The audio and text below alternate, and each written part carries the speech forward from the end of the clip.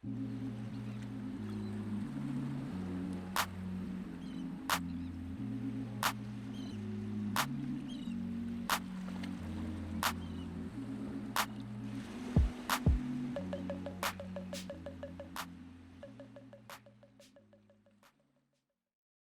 communiquent les cachalots?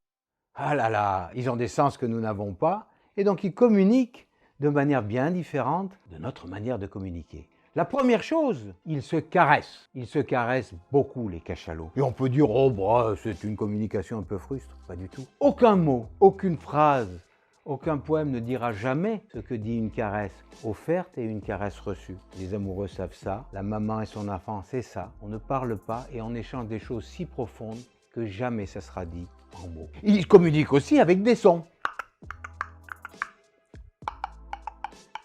Ils utilisent des claquements qu'ils agencent les uns avec les autres, des petits espaces, un nombre précis. C'est ça qu'on a pu montrer, associé avec la demande de caresse. Donc des moyens de communiquer qui passent aussi par l'attitude. Lorsque le cachalot se met sur le dos et expose son ventre, ça veut dire qu'il attend de l'autre en retour, qu'il s'approche et qu'il s'offre. C'est un mode d'expression bien différent du nôtre que nous ne comprenons pas. Il faudrait s'immerger à leur côté des années et des années pour les comprendre.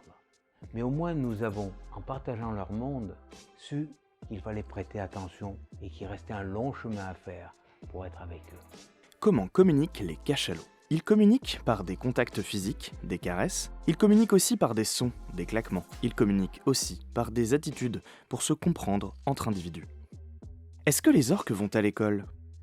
Il y a des groupes d'orques qui ont des cultures si complexes qu'il faut des années pour l'apprendre. Et par exemple, la péninsule Valdés en Amérique du Sud est le lieu où un petit groupe d'orques a appris à s'échouer sur la plage, sortir de l'eau, monter sur la plage, attraper des petites otaries pour les manger, revenir à l'eau et les partager avec le clan. Mais c'est très compliqué pour un animal marin de sortir hors de l'eau. Donc il faut que les mères apprennent à leurs jeunes à sortir, à capturer. Mais c'est très long parce que d'abord, les jeunes ont une peur innée de la plage. Il faut donc pendant des mois que les mères apprennent à leurs jeunes à surmonter cette peur de s'échouer et de mourir. Et puis après, il faut qu'elles apprennent à leurs jeunes à se déséchouer lorsqu'ils sont posés sur le sable. Et puis tout ça ne sert à rien si on n'arrive pas à attraper les petites otaries. Et cet apprentissage, l'école des orques, dure des années. Et au bout de 4 ans, 5 ans, les meilleurs chasseurs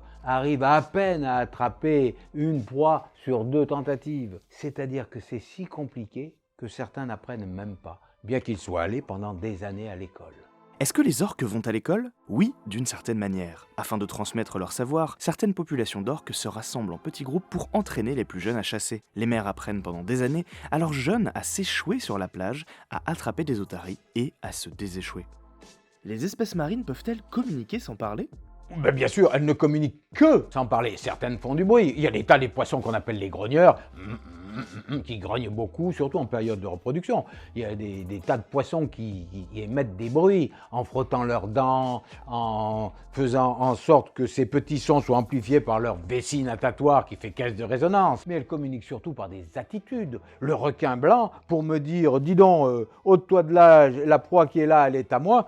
Il arrive comme ça en balançant les nageoires à la verticale, en mâchonnant nerveusement pour m'intimider. La communication est une communication qui est toute différente parce que leurs sens sont différents. Et donc la gestuelle, les attitudes, le tactile est très important. Et puis aussi ce que nous ne pouvons même pas imaginer, c'est les différences de pression. C'est-à-dire lorsqu'ils s'approchent, les poissons, ils se sentent différemment les uns des autres parce qu'il y a des mouvements de pression sans se toucher qui font qu'ils reçoivent le message de l'autre. Donc les sons sont pour eux quelque chose d'important, mais pas que ça.